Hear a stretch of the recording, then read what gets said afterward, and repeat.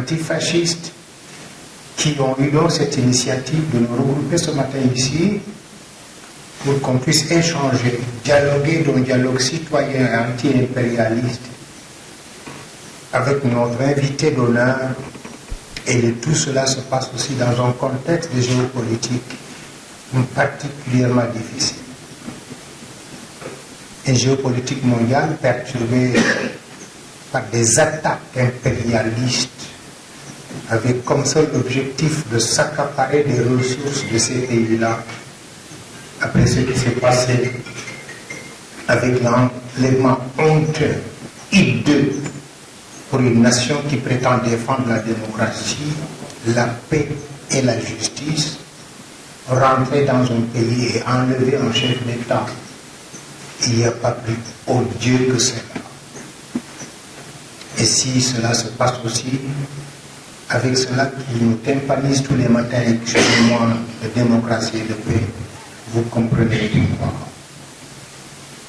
Et cela s'est passé aussi après avoir fait tout le génocide hideux, le pays hideux, des 50 dernières années en Palestine, avec la complicité bien sûr de cet homme aussi que je ne peux même pas citer de nom.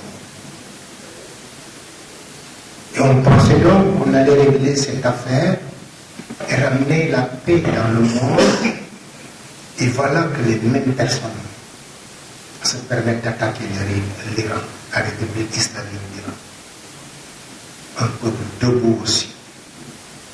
Depuis l'Empire perse jusqu'à maintenant. Et tout cela, je voudrais que les jeunes, que vous compreniez que si le monde connaît ces situations, cette perturbation, il n'y a pas une autre explication que l'envie impérialiste de mettre la main sur des ressources naturelles. Toutes les autres explications sont des explications fallacieuses. Cheikh Anta nous disait qu'il faut que les jeunes Khalei n'engagent di farlu. Il faut que vous restez mobilisés, déterminés à défendre la paix dans le monde, la justice, l'équité et le droit d'autodétermination des peuples du monde qui réclament leur liberté, à s'auto-organiser, à se choisir les dirigeants qu'ils veulent. Et pourquoi donc on est tout content que vous soyez là, en espérant aussi que vous continuez à être là avec nous. Merci aussi à toutes les personnes comme moi qui continuent à vouloir nous encadrer, nous accompagner. Je vois Fodé, je vois Ben et tant d'autres. Et c'est ça aussi notre devoir à cette époque-là.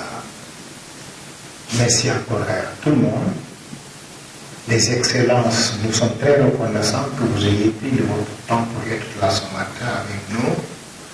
À ma sœur, je te rappelle que tu as aussi l'obligation morale de continuer à porter l'héritage des braves femmes africaines et sénégalaises en particulier. Mon nom c'est Mamadou Mignane Diouf. Je suis le coordonnateur du Forum social au Sénégal et militant aussi. En tant que révolutionnaire, en tant que défenseur des peuples opprimés, je tenais à vous rappeler que cette rencontre est le fruit de la continuité d'une longue histoire. Nos devanciers, comme le camarade Hugo Chavez, comme le camarade Thomas Sankara, comme le camarade Fidel Castro, étaient les précurseurs de ces initiatives. Camarades, nous sommes là aujourd'hui pour que cet héritage laissé par nos devanciers, nous le gardons entre nos mains. Je vous rappelle que cette lutte aujourd'hui n'est pas une lutte isolée, n'est pas une lutte pour le Venezuela ou encore pour les pays de l'Est, mais c'est une lutte du Sud global. Nous avons le même combat, c'est le combat contre l'oppresseur, c'est le combat contre l'impérialiste. Et si, toutefois, nous ne dirigeons pas nos forces, nous serons massacrés et effacés de la carte du monde. Nous avons eu la chance d'avoir des devanciers qui avaient compris cela, notamment le camarade Hugo Chavez. Ils avaient créé des ponts pour que l'ensemble des peuples du Sud global puissent se réunir pour mener ce combat contre l'impérialisme. Et aujourd'hui, nous, en tant que jeunes, on est là ici pour continuer cette lutte, pour mettre à terme cet élan de néocolonisation. Le Sénégal a... Ils ne se cassent plus. Ils sont à l'agonie, cause pour laquelle ils continuent de faire ces trucs qui sont très, très, très déplorables. Aujourd'hui, nous, en tant que peuple d'Afrique, en tant que panafricanistes, nous avons compris les enjeux géostratégiques et géopolitiques. Nous avons compris que nous, en tant que peuple, si on part seul au combat, nous serons détruits. Il est temps qu'on se donne la main, que vous soyez de l'Amérique latine, que vous soyez de l'Asie, qu'on s'unisse nous tous pour qu'on soit une seule force pour faire face à cette énième forfaiture de l'impérialisme. Bonjour tout le monde. Excellence, Monsieur le vice-ministre pour l'Afrique de la République bolivarienne du Venezuela, Mesdames, Messieurs les ambassadeurs de Cuba, d'Iran, de Colombie, Mesdames, Messieurs, chers amis du Venezuela, Mesdames, Messieurs, représentants, représentantes des organisations politiques syndicales panafricanistes, recevez nos salutations les plus chaleureuses, nos salutations les plus révolutionnaires. Nous voilà aujourd'hui réunis en ce jour solennel dans cette place mythique du souvenir africain, en un jour aussi mémorable qu'est l'anniversaire de Vladimir Ilyich Ulyanov-Lénine, un autre révolutionnaire de la planète. Quand je dis tout ça, ça vient pas par hasard. Moi, je dis toujours en espagnol, Dios está con nosotros. Ça veut dire que Dieu est avec les justes, avec les révolutionnaires, avec les âmes, les gens qui se battent pour la justice, l'équité, mais aussi pour leur autodétermination. Nous sommes très heureux aujourd'hui d'accueillir notre hôte, notre invité d'honneur, M. Louis Pimentel, que je connais depuis quelques années, et sous vos applaudissements, j'aimerais que vous fassiez beaucoup de bruit.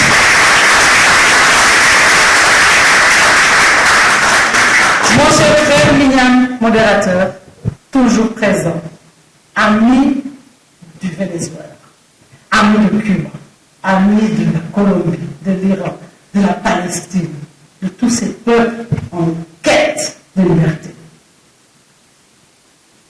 Le choix qu'on a porté sur ta personne n'est pas fortuit. Et nous nous en réjouissons énormément. Nous sommes ici aussi avec le collaborateur de M. Pimentel, que nous saluons. Moi, j'ai tendance à oublier son nom. L'espace. Il travaille aux affaires étrangères aussi. J'aimerais que vous l'applaudissiez pour sa présence.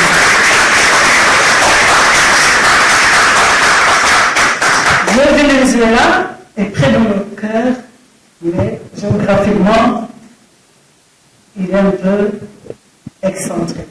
À cause, justement, du fait qu'il n'y a pas de vol direct de Caracas à Dakar pour aller en Afrique.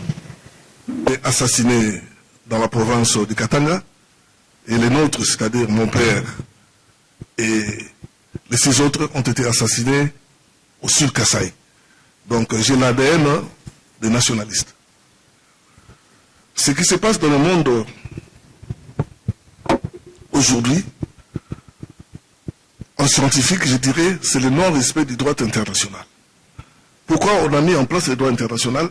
C'était justement pour éviter que les nations recourent aux armes, que la solution soit pacifique, le règlement pacifique des conflits. Mais les mêmes qui nous ont amené ces textes de droit international sont les premiers à les violer. J'enseigne le droit international humanitaire. Le droit international humanitaire a 4 synonymes. 5 même. Il est appelé droit international humanitaire aux universités. Il est appelé droit de la guerre chez les militaires, les policiers et les agents de renseignement. Il est appelé droit des conflits armés dans des salons diplomatiques, parce que là, il ne faut pas parler de ça. On dit conflit armé. C'est pour essayer d'aménager les termes. Conflit armé. Non, c'est la guerre. Quand on parle de conflit armé, on parle de la guerre. Il est appelé droit humanitaire par les ONG humanitaires et droit humanitaire international par les ONG internationales. Ce droit-là, qu'on appelle droit international, est résumé à 4 mots. Le premier mot, c'est le pas. Le pas veut dire les personnes qui ne font pas la guerre doivent être protégées. Les personnes qui ne font pas la guerre doivent être protégées. Deuxième mot, c'est le plus. C'est-à-dire les personnes qui ne font plus la guerre doivent être non seulement protégées, mais aussi traitées avec humanité. Quelles sont ces personnes qui ne font plus la guerre? Ce sont les militaires qui étaient au combat, mais qui sont tombés malades, qui se sont fait prisonniers ou des naufragés. Quand vous les arrêtez, vous devez les traiter avec humanité. Et puis, les moyens à utiliser doivent être les moyens légaux. Il y a des armes qui sont interdites pendant la guerre. On appelle ça les ABC, les armes atomiques, biologiques et chimiques. Et puis certaines pratiques, certaines méthodes sont interdites pendant la guerre. Ça, c'est le droit de la guerre. C'est le droit international humanitaire. Le droit des conflits armés, qui les dit. Mais en réalité, aujourd'hui, vous venez de dire que nous n'avons pas vu aux Palestine. On tue les bébés. Et si les bébés font la guerre?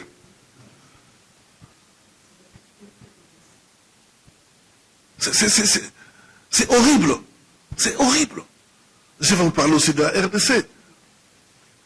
Il y a des mamans à Kassika, qui est un village, où les mamans vont puiser de l'eau pour préparer la nourriture ou pour laver leurs vêtements. Comme la source est à la hauteur, les gens ont de l'eau de la source, que les mamans, quand ils prenaient de l'eau, plus de 80 mamans sont mortes parce qu'ils ont pris de l'eau empoisonnée. On dit les méthodes, les pratiques, certaines pratiques sont interdites pendant la guerre. Mais que devons-nous faire?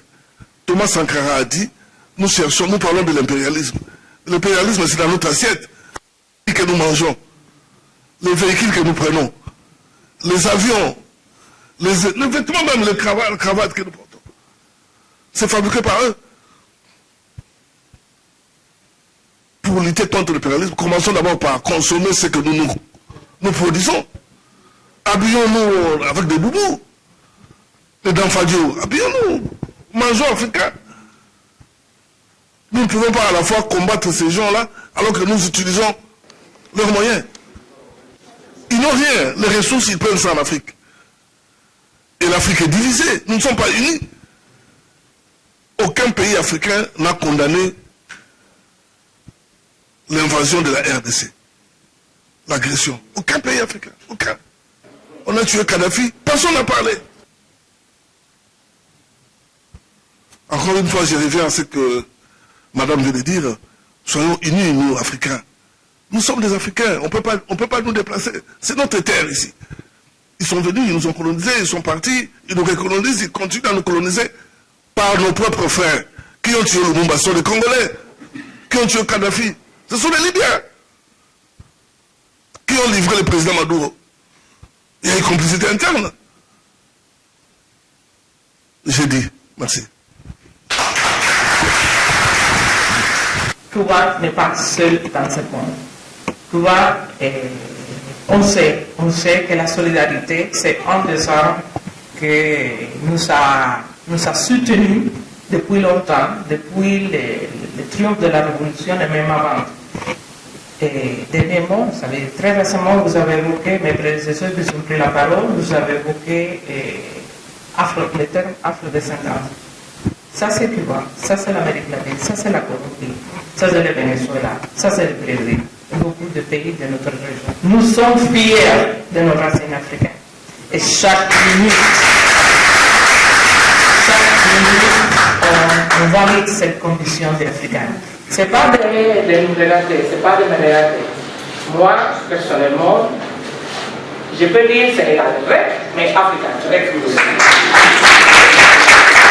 Alors, c'est vraiment une fierté, c'est tout un mouvement que ce n'est pas quelque chose qui est cliché, que l'État a établi, ça va dans le cœur de Cuba. Et j'ai aussi le plaisir de partager cette séance avec notre frère, ambassadeur de l'Algérie, et ça vient d'arriver, notre frère, ambassadeur de l'Iran, notre frère Mozungu, le Congolais que je connais depuis Brazzaville, où j'étais pour 5 ans. Alors, on se connaît depuis longtemps, et ma sœur, l'ambassadeur de Colombie, que d'habitude on nous appelle les 3 latino-américains très actifs, Venezuela, Cuba et l'Amérique latine, on est ensemble. Mais le fait d'être ensemble, c'est l'idée de que nous, l'Amérique latine, nous veillons à la paix, à l'unité. Nous sommes des pays et une région qui valorise nos origines africaines et nous amène à un combat pour la paix et la solidarité et la souveraineté. Et c'est un moment aussi d'appeler à vous, la jeunesse, d'écouter les anciens et être actifs dans ce combat. Cuba, bien sûr, depuis quelques mois, on peut dire est victime, mais on ne se victimise pas. Ça veut dire on suit une agression, une coupure d'approvisionnement de carburant. Vous pouvez imaginer un pays avec 3 mois sans recevoir aucune goutte de pétrole. Comment on peut faire marcher l'industrie, comment on peut travailler. Et voilà le mot qui émerge, résilience et résistance. Et que nous savons aussi réagir. Et depuis l'Amérique latine, nous disons toujours, nous sommes une région de paix. Et aucun de nos pays a fait la guerre à d'autres pays au monde. Et nous voulons conserver cette tradition. Et pour le moment, l'Amérique latine et les Caraïbes vivent les conséquences de ce qu'on appelle une nouvelle doctrine à Monroe. C'est une doctrine qui a, il y a quelques décennies, dire comment l'Amérique du Nord allait avoir une interaction avec le reste de l'Amérique. Mais cette doctrine qui était un peu, on ne la sente pas, s'est renouvelée et elle est en train de faire des dégâts et de nous mettre à tous en péril et avec un sentiment d'instabilité. Et je pense qu'une des réponses à tout ça, c'est ce que Fatou parlait, de l'importance de la diplomatie du peuple. Et que c'est le contraire de la diplomatie des États, et c'est des relations bilatérales. ça veut dire que nous devons nous approcher. Et c'est pour ça que c'est très important, la présence que vous faites dans cet espace. Parce que c'est un petit exercice de diplomatie des peuples. Nous voir, nous écouter et suivre le raisonnement de l'autre, que ça nous aide à penser aussi des autres choses. Nous devons aussi beaucoup étudier. Nous sommes confrontés aujourd'hui à un phénomène de fausses nouvelles et à des nouvelles un peu aussi qui émergent de la propagande. Et des fois, on est noyé dans... Alors il faut beaucoup étudier, plus que hier. Il faut sortir des TikTok. Mentionnez bien, Nelson Mandela a été entraîné en Algérie. Il a vécu en Algérie. En rentrant de l'Algérie, Nelson Mandela a dit que l'Algérie a fait de moi un homme. Non seulement Nelson Mandela, mais les grands révolutionnaires de ce continent ont été formés, ont vécu, se sont déplacés avec des passeports algériens dans les années 60-70. Samora Machel du Mozambique, Edouard Mondlane du Mozambique, Nelson Mandela de l'Afrique du Sud, le Mamba, le grand Le Mamba de notre ami le maire, Frantz Fanon, le grand Frantz Fanon, que beaucoup de Sénégalais ne savent pas que Frantz Fanon était le premier ambassadeur du gouvernement provisoire algérien à Accra en 1960. Frantz Fanon qui est enterré actuellement en terre algérienne. Il y a beaucoup de pays qui ont pu décrocher leur indépendance grâce aussi à la contribution réelle, matérielle, physique de l'Algérie. La Namibie, Botswana, le Mozambique, la Guinée-Bissau, le Cap-Vert. On n'oublie pas Amilcar Cabral qui a dit que les chrétiens plutôt, pas les crétins, heureusement, les chrétiens vont au Vatican, les juifs à Jérusalem et les révolutionnaires à Alger. Il a dit que Alger est la Mecque des révolutionnaires. Donc, tout ça à propos de mon pays est connu chez tout le monde. Sauf que là, en venant ici, je découvre quelques photos ici d'héros de l'Afrique. J'ai vu celle de Frantz Fanon, j'ai vu celle du grand Anta Diop et quelques présidents africains. Mais malheureusement, hélas, j'ai pas trouvé une seule photo de l'un des héros algériens. J'ai pas trouvé la photo de Houari Boumediene, qui était notre président, qui était un grand défenseur du panafricanisme dans le monde et du souverainisme. J'ai pas trouvé la photo d'un grand martyr algérien qui a défendu la cause non seulement des Algériens durant la colonisation, mais également de tous les Africains, l'Arbi Belmehidi. J'ai pas trouvé des photos de certaines personnalités algériennes qui ont même contribué à la révocation du gouvernement de l'apartheid en Afrique du Sud du siège des Nations Unies. Donc, hélas, on aimerait bien, avec les responsables de ce monument, cet espace d'échange et de liberté, quand même, de donner vraiment à César ce qui appartient à César.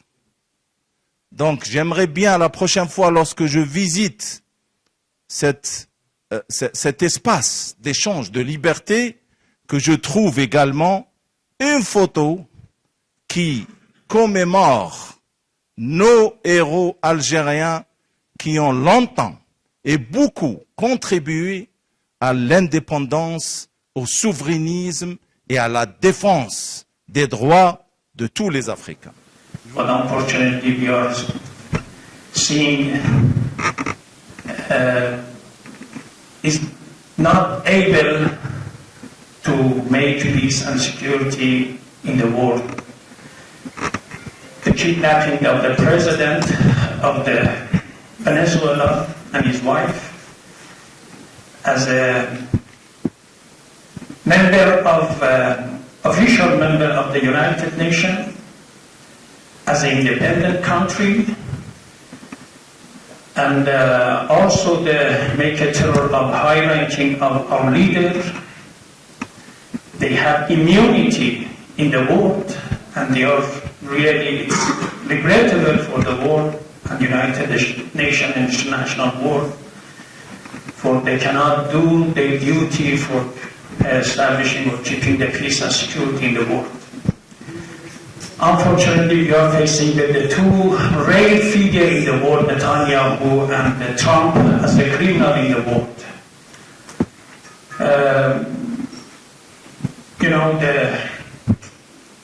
They attacked to the Iraq in the pretext of the chemical item weapons, attack to Libya, nuclear weapons, Iran in the pretext of the nuclear threat. But nothing was false and true. Before the war, 25 June, the previous, at that time, the head of the CIA, I saw myself by watching the TV as an interview that I went to Iraq to consider they have the chemical item or no.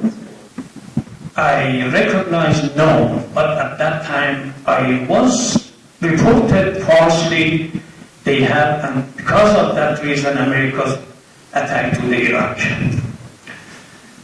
In Iran also the same. This is just only pretext of nuclear program. You know why? Just only 2-3 reasons I will raise it with your friends. We are the member of IAEA, International Atomic Agency. We are the member of NPT. All members of these two organizations, they have right to have their peaceful nuclear energy. You know that for the first time, United States established a nuclear program in Iran. And after the revolution, it did adopt. Ce qui se passe dans le monde, c'est qu'il y a des agressions. Et les agressions que l'on voit de nos jours, elles sont pertinentes, c'est-à-dire et elles sont avancées. Et elles sont atroces. Ce qui se passe, par exemple, en Palestine, c'est inacceptable dans le monde entier. Il n'y a que les pays qui ont des intérêts personnels, mais vraiment personnels, avec les Américains, qui acceptent cela. Comme l'Occident, par exemple, je ne mentionnais pas le nom.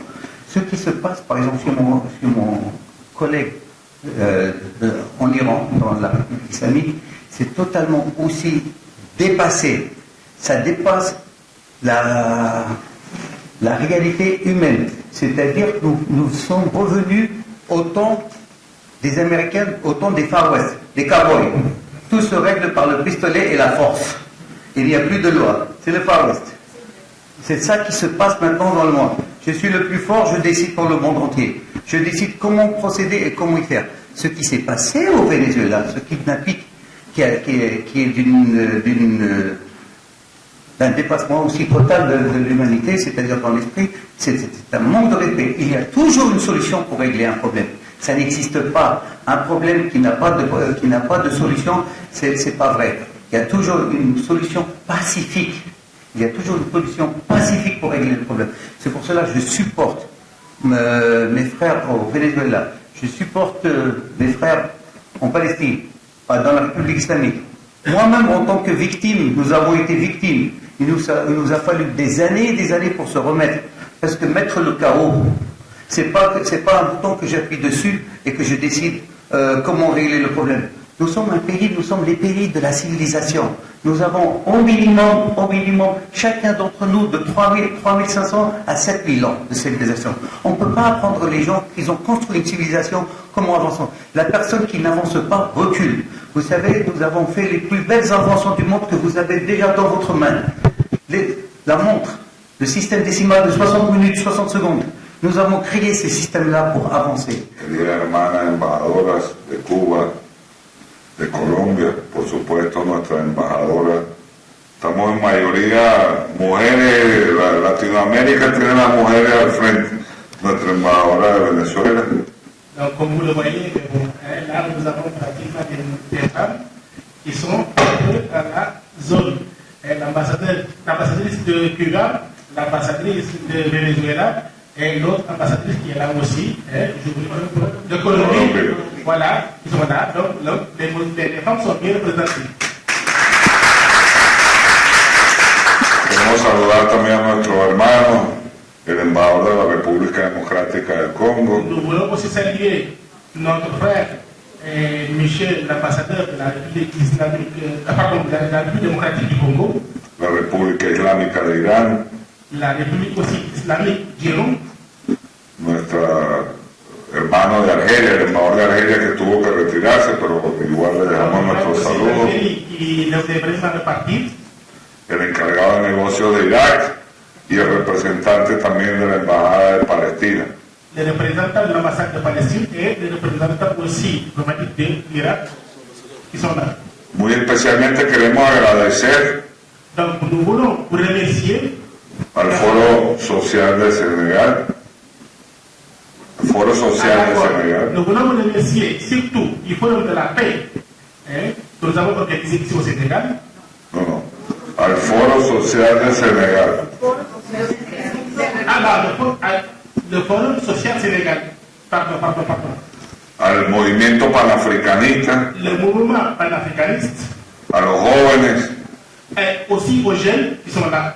Nos animamos mucho cuando vemos a tanta juventud. Donc nous sommes très animés quand on voit pratiquement tous ces jeunes qui sont là. Quiere decir que la lucha está asegurada. Donc il faut continuer la lutte.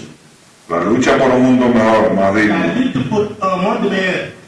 Queremos agradecer mucho toda la solidaridad de Senegal hacia Venezuela. Nous voulons aussi remercier pratiquement toute la solidarité du Sénégal vis-à-vis de Venezuela. A lo largo de los años, Donc, depuis très longtemps, el 3 de enero contra nuestro país, et surtout après ces derniers mois, après l'attaque du pays de Venezuela.